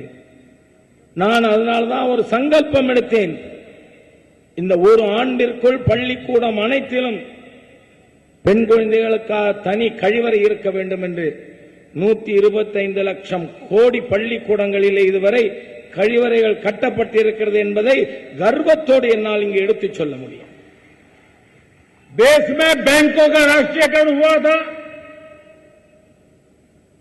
इसलिए हुआ था कि बैंक गरीबों के लिए काम आनी चाहिए। बैंकों पर धन्ना सेठों का कब्जा है। लेकिन भाइयों बहनों, जब मैंने 2014 में प्रधानमंत्री पद की जिम्मेवारी ली तो मैंने देखा कि आजादी के 70 साल होने आए हैं। इस देश के 40% मेरे गरीब भाई बहन ऐसे थे जिन्होंने कभी बैंक का दरवाजा नहीं देखा था, बैंक में कभी खाता नहीं खुला था, बैंक में उनको जाने का जैसे हक भी नहीं हो, ऐसा हाल हमने देखा. அதே போல வங்கிகள் பணக்காரர்களின் கைப்பிடியிலே இருந்தது. இந்த நாட்டில் இருக்கின்ற 40% ஏழை எளிய மக்கள் வங்கியினுடைய கதவை கூட பார்க்கவில்லை. அதோடு மட்டுமல்ல, அவர்களால் வங்கிக்குள் போக முடியாது. அதனால்தான் நான் பிரதமரான உடனே இந்த நாடு சுதந்திரம் அடைந்து 70 ஆண்டுகள் ஆகப் போகிறது. அப்படிப்பட்ட சூழ்நிலையிலும் ஏழை எளிய மக்களால் வங்கியின் கதவையே பார்க்க முடியாத சூழ்நிலையை முடிவுக்கு கொண்டு வர வேண்டும் என்று நான் முடிவெடுத்தேன். भाइयों बहनों, हमने बीड़ा उठाया कि हमें गरीबों को बैंक के खाते खोलने हैं। और आज वो साहूकारों के यहां लूटे जाते हैं, चिट फंड कंपनियों में पैसे लूटे जाते हैं, गरीब बेमौत मर रहा है, उसको बैंक के अंदर पैसे मिलने चाहिए। और आज मुझे संतोष है कि हिंदुस्तान के करीब करीब सभी परिवार आज उनका बैंक में खाता खुल गया। इतना ही नहीं, उनको एक रुपए कार्ड दिया गया है। रुपए कार्ड दिया गया है। अगर उनका खाता रेगुलर चलता है तो ये रुपए कार्ड की ताकत ये है कि अगर ईश्वर की अनिच्छा से उसके परिवार में कोई हादसा हो गया और अगर किसी की मृत्यु हो गई तो उसे 2 लाख रुपया का बीमा उसके साथ मिल जाता है। गरीब के घर में मृत्यु के बाद 2 लाख रुपया पहुंच जाए, ये गरीब का कितना मदद करती है इसका अंदाज गरीब कर सकता है. அதே போல வங்கிகளின் பணத்தை பணக்காரர்கள் கொள்ளையடிக்கிறார்கள். சிட் ஃபண்ட் வைத்து பணம் கொள்ளையடிக்கப்படுகிறது. அதனால் நான் ஒரு முடிவெடுத்தேன், இந்த ஏழை எளிய மக்களுக்கு நாம் வங்கி கணக்கு துவங்க வேண்டும். இன்று இந்த பாரத நாட்டிலே வங்கி கணக்கே இல்லாத குடும்பமே கிடையாது என்கின்ற நிலையை நாம் கொண்டு வந்திருக்கிறோம். அது மாத்திரமல்ல நண்பர்களே, அவர்களுக்கு ஒரு ரூபே கார்டு அவர்கள் கொடுக்கப்பட்டுகிறது. அதனால என்ன பலன்? அங்கு குடும்பத்திற்காக சம்பாதித்து போடுகின்ற நபர் இறந்து விட்டால் அவருக்கு 2 லட்சம் ரூபாய் வங்கியிலே அவருக்கு உடனடியாக அந்த குடும்பத்திற்காக கொடுக்கப்படும். இந்த வங்கி கணக்கு துவங்கியதால் என்ன பலன் என்பதை அந்த ஏழை எளிய மக்கள் மாத்திரமே உணர முடியும். அவர்கள் மட்டுமே அதை சொல்ல முடியும். भाइयों बहनों, इतने साल कांग्रेस ने राज किया है, उनके बड़े बड़े नेता आए होंगे, क्या कभी किसी सरकार ने जनसभा में आकर के अपने काम का हिसाब दिया है? एक घटना नहीं होगी कि देश में किसी सरकार ने जनता की अदालत में जाकर के जनता को अपने काम का पल पल का पाई पाई का हिसाब दिया हो। ये ऐसी सरकार है, अभी 2 साल नहीं हुए और मैं आपको पल पल का हिसाब देता हूं, पाई पाई का हिसाब देता हूं। சகோதரர்களே சகோதரிகளே, இந்த நாட்டிலே காங்கிரஸ் ஆட்சிக்கு இருந்தது. பெரிய பெரிய தலைவர்கள் இருந்தார்கள். ஆனால் எப்பொழுதாவது அரசாங்கம் மக்கள் மன்றத்திலே வந்து என்னுடைய அரசாங்கம் இன்னென்னது செய்திருக்கிறது என்று அரசாங்கத்தின் கணக்கு சமர்ப்பித்தது உண்டா? ஆனால் இன்றைய தினம் நான் பிரதமராக பொறுப்பேற்று இன்னும் 2 ஆண்டுகள் முடியவில்லை. ஆனால் நாடு முழுவதும் மக்கள் மன்றத்திலே சேர்ந்து ஒவ்வொரு விஷயத்திற்கும் ஒவ்வொரு பைசாவுக்கு மக்களிடம் கணக்கு காட்டுகின்ற ஒரு பிரதமர் நான். मेरे तमिलनाडु के भाइयों बहनों, आपने इतनी बुरी सरकारें देखी है, इतनी बुरी सरकारें देखी है कि आप अच्छी सरकार क्या होती है उसकी कल्पना भी अब शायद करने की स्थिति में नहीं रहे हैं। என்னுடைய அருமை தமிழக நண்பர்களே, நீங்கள் இங்கே மோசமான அரசாங்கங்களை பார்த்துக் கொண்டிருக்கிறீர்கள். ஒரு நல்ல அரசாங்கம் எப்படி இருக்கும் என்பதை நீங்கள் இன்னமும் அனுபவிக்காமல் இருக்கிறீர்கள். बुरी सरकार और अच्छी सरकार में फर्क क्या होता है, वो दिल्ली में हमारी सरकार बनने के बाद लोगों को तराजू देकर के बैठने का अब मौका आया है। पहले तो पता ही नहीं चलता था कि अच्छा होता भी है क्या। நல்ல அரசாங்கத்திற்கும் கெட்ட அரசாங்கத்திற்கும் வித்தியாசம் என்னவென்ற திராசிலே வைத்து எடை போட்டு பார்ப்பது என்பது இங்கு மத்தியிலே நம்முடைய அரசாங்கம் வந்த பிறகுதான் மக்கள் பார்க்க துவங்கி இருக்கிறார்கள். அதற்கு முன்பாக கெட்ட அரசிற்கும் நல்ல அரசிற்கும் வித்தியாசம் தெரியாமல் இருந்தது. पहले ऐसी सरकार थी दिल्ली में कि वो कानून बनाती थी और दुनिया भर के ऐसे प्रचार के साधनों का उपयोग करती थी कि सामान्य मानवी की आंखों पर पट्टी बांध देती थी और ऐसा लगता था चलो उन्होंने कानून बनाया, कानून बनाया, कानून बनाया। भाइयों बहनों, अब दिल्ली में ऐसी सरकार आई है कि जो कानून खत्म करने का काम कर रही है।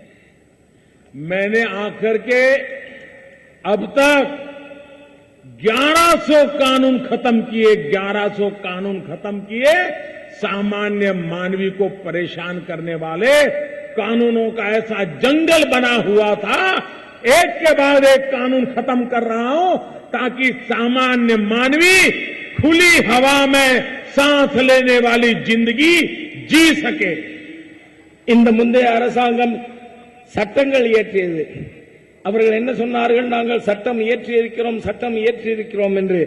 ஆனால் அந்த சட்டங்கள் மக்கள் கைகளை கட்டி போடுகின்ற சட்டங்களாக இருந்தன. அதனால்தான் நான் ஒரு முடிவெடுத்தேன், இந்த மாதிரி சட்டங்களை ரத்து பண்ணணும்னு. இதுவரை 1100 சட்டங்களை நம்முடைய அரசாங்கம் ரத்து செய்திருக்கிறது. அதன் மூலமாக மக்களின் கைகள் கட்டப்பட்ட நிலையிலிருந்து அது மாறப்பட்டு அவர்கள் சுதந்திர காற்றை சுவாசிக்கின்ற ஒரு சூழ்நிலையை இந்த அரசாங்கம் ஏற்படுத்தி இருக்கிறது. पहले ऐसी सरकार थी कि जो खोजती रहती थी कोयले में से कैसे पैसे मारे, कोयले में से पैसे कैसे निकाले. ये ऐसी सरकार आई है कि जो सोचती है कि देश के लिए ज्यादा कोयला कैसे निकले और कोयले की पाई पाई गरीब के घर तक कैसे पहुंचे. ये सरकार ये करती है. वो सरकार कोयले में से रुपये निकालने में लगी थी, ये सरकार कोयले में से गरीब की जिंदगी बदलने में लगी हुई है. முந்தைய அரசாங்கம் என்ன செய்தது, நிலக்கரி சுரங்கத்திலிருந்து எவ்வளவு காசு சுரண்டலாம் என்று அது திட்டமிட்டது. ஆனால் இப்பொழுது எப்படிப்பட்ட அரசாங்கம் வந்திருக்கிறது என்று சொன்னால், அந்த நிலக்கரி சுரங்கத்திலிருந்து எவ்வளவு நிலக்கரி அதிகமாக கொண்டு வர முடியும், அதன் மூலம் எரிசக்தி எப்படி உற்பத்தி செய்ய முடியும், இந்த நாட்டில் ஏழை மக்களுக்கு அந்த எரிசக்தி எப்படி கொண்டு போய் சேர்க்க முடியும் என்று திட்டமிட்டு செயலாற்றிக் கொண்டிருக்கிறது. भाइयों बहनों, ये ऐसे माहिर लोग थे, जादूगरों के भी जादूगर. हवा में से पैसे निकालते थे, हवा में से.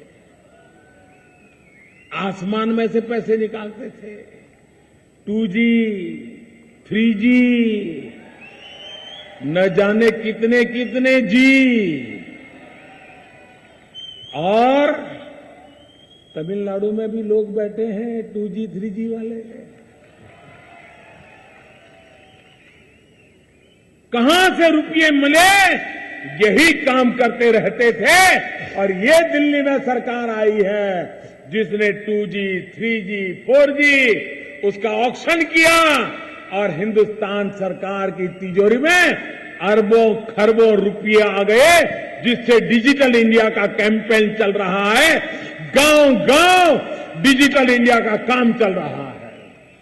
இதற்கு முந்தைய அரசாங்கம் மந்திரவாதிகளை எல்லாம் மிஞ்சுகின்ற மந்திரவாதிகளின் அரசாங்கம் அது. ஏன்னா காத்திலிருந்து பைசா எடுத்தான், ஆகாயத்திலிருந்து பைசா எடுத்தான். 2G, 3G என்று லட்சக்கணக்கான கோடிகளை அவர்கள் கொள்ளையடித்தார்கள். ஆனால் இப்பொழுது வந்திருக்கின்ற இந்த அரசாங்கம் 2G, 3G, 4G மூலமாக அதை ஏலமிட்டதன் மூலமாக லட்சக்கணக்கான கோடிகளை அரசாங்கத்திற்கு நாம் இப்பொழுது கொண்டு வந்திருக்கிறோம். कोयला तब भी था, लेकिन भ्रष्टाचार के आरोप थे।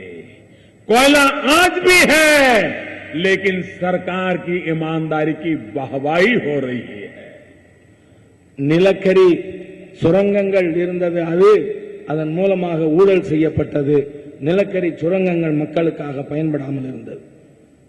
मेरे प्यारे भाइयों बहनों, मैं आपको एक सवाल पूछ रहा हूं, आप जवाब देंगे? हिंदी समझ जाएंगे?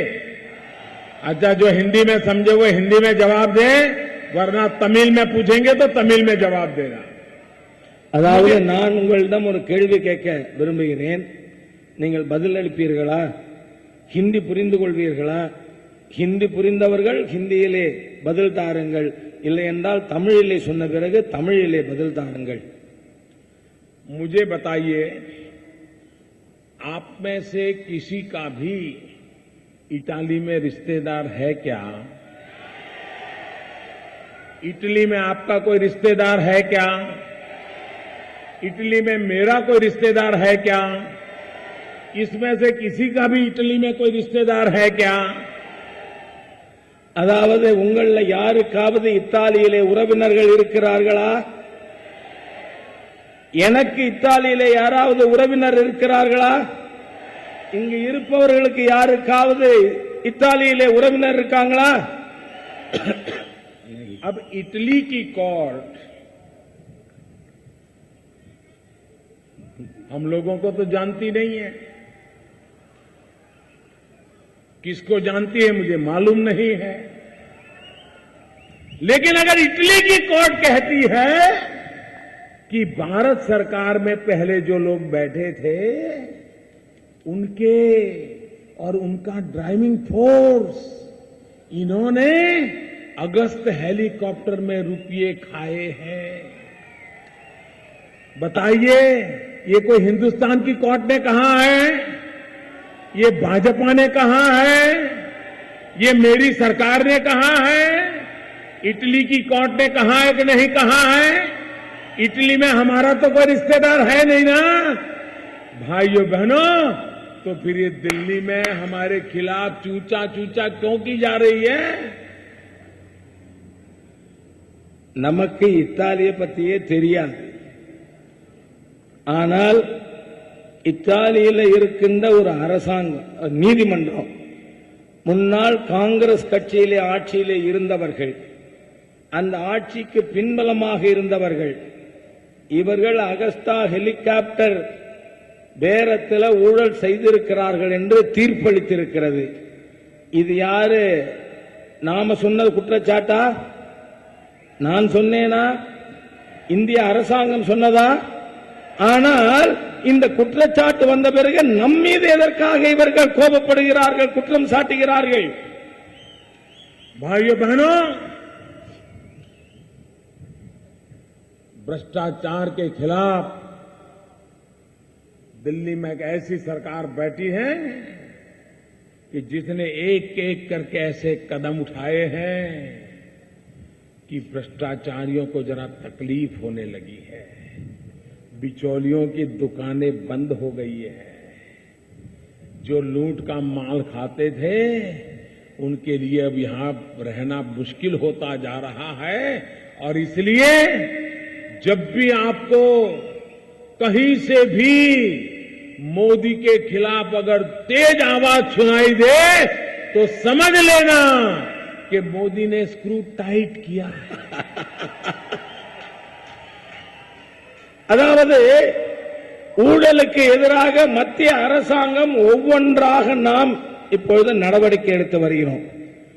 அதனால அரசாங்கத்தினுடைய கஜானாவை கொள்ளையடித்தவர்களுக்கு வலிக்கிறது. ஏனென்றால் அவர்களால் இப்பொழுது வந்த வருமானம் வரவில்லை.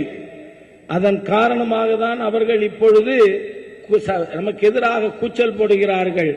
ஒன்று நீங்கள் புரிந்து கொள்ள வேண்டும், யாராவது மோடிக்கு எதிராக கூச்சல் சத்தமாக போட்டார்கள் என்றால் நாம ஸ்க்ரூவை டைட் பண்ணிக்கிட்டு இருக்கோம்னு அர்த்தம். भाइयों बहनों, हमारी सारी समस्याओं का समाधान, हमारी सारी पीड़ा की दवाई एक ही है और वो दवाई का नाम है विकास। विकास ही है हमारी सारी समस्याओं का समाधान करेगा। हमारे सारे दुखों की दवाई विकास है। நம்முடைய பிரச்சனைகளுக்கு கஷ்டங்களுக்கு ஒரே மருந்து, அது என்ன? முன்னேற்றம் என்பது. முன்னேற்றம் வந்தால் நம்முடைய பிரச்சனைகள் தீரும், கஷ்டங்கள் தீரும். அதுதான் ஒரே மருந்தாகும். भाइयों बहनों, अच्छी सरकार होती है। ये हमारे बंदर घाटे में चल रहे थे। इसका मतलब ये नहीं कि माल आता नहीं था, जाता नहीं था, लेकिन बीच में से बिचौलिए माल काट लेते थे। पहली बार बंदरों में मुनाफा होने लग गया, जो बंदरों के मजदूरों को काम आने वाला है।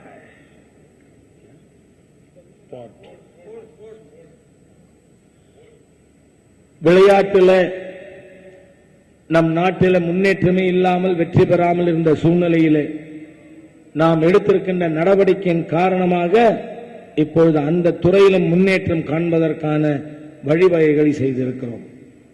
आज देश में 65% जनसंख्या 35 साल के कम उम्र की है। उन्हें रोजगार चाहिए, कारखाने लगने चाहिए। आज foreign direct investment 40% growth foreign direct investment में आज हिंदुस्तान में हुआ है। चाइना से भी हिंदुस्तान फॉरेन डायरेक्ट इन्वेस्टमेंट में आगे निकल गया है। और इसलिए मेरे भाइयों बहनों, ये पूंजी लगेगी तो नौजवान को रोजगार मिलेगा। இன்று பாரத நாட்டிலே 65% மேல் இருக்கின்ற மக்கள் 35 வயதிற்கு கீழ் இருக்கின்ற இளைஞர்கள். ஆகவே இவர்களுக்கு வேலை வாய்ப்பு வேண்டும் என்றால் மூலதனம் வேண்டும். அந்நிய நேரடி முதலீடு 40% உயர்ந்திருக்கிறது. இன்று அந்நிய நேரடி முதலீட்டில் சீனாவை விட நாம் முன்னேறி கொண்டிருக்கிறோம். மூலதனம் இங்கே கிடைக்குமானால் இந்த இளைஞர்களுக்கு வேலை வாய்ப்பு கிடைக்கும்.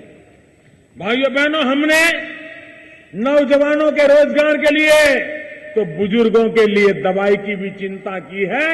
हमने हिंदुस्तान में भारत के गरीब लोगों के लिए जन औषधि की दुकानें खोलना ताकि सस्ते से सस्ती दवाई उसको मिले, इस दिशा में हमने एक बहुत बड़ा कदम उठाया है।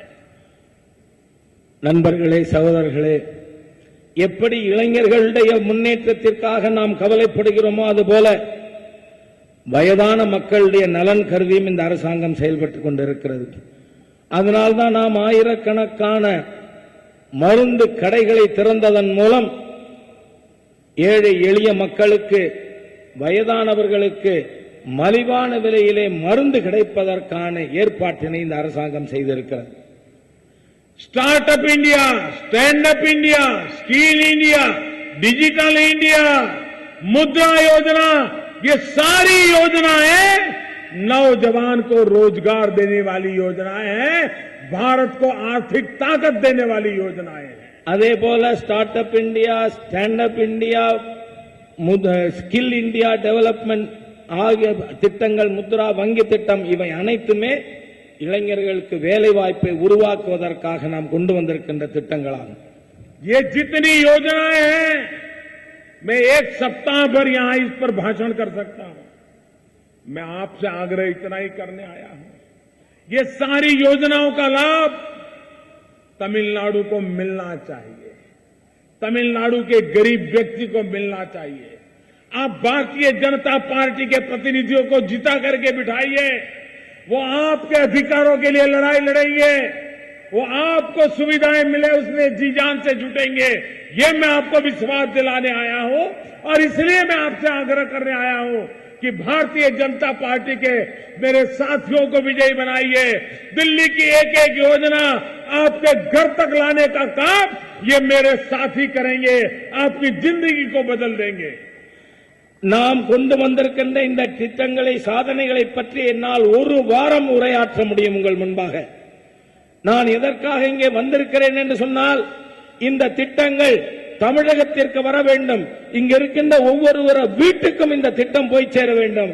அதற்காக பாரதிய ஜனதா கட்சியினுடைய வேட்பாளர்களை, என்னுடைய நண்பர்களை வெற்றி பெற செய்யுங்கள். அதன் மூலமாக மத்திய அரசாங்கத்தின் திட்டங்கள் ஒவ்வொரு வீட்டிற்கும் கொண்டு வந்து சேர்க்க முடியும். अब समय की मांग है कि तमिलनाडु को इन दो लोगों में से, चक्कर में से बाहर निकालिए ताकि आपका भाग्य बदल जाए और भारतीय जनता पार्टी को आशीर्वाद दीजिए. यही मेरी आपसे अपेक्षा है. தமிழகத்தில் இப்பொழுது காலத்தின் கட்டாயம். இந்த இரண்டு கட்சிகளிடமிருந்து தமிழகத்திற்கு முக்தி தாருங்கள், பாரதிய ஜனதா கட்சியின் அரசாங்கத்தை கொண்டு வாருங்கள் என்று உங்களிடம் வேண்டுகோள் விடுப்பதற்காக வந்திருக்கிறேன். நான் இதே நை இவனால் இவன் முடிக்கும் என்றாய்து அதனை அவன் கண் விடல். இதனால் இவன் முடிக்கும் என்றாய்ந்து அதனை அவன் கண் விடல் என்று வள்ளுவர் சொன்னதை மேற்கோள் காட்டுகிறார். நன்றே, வணக்கம்.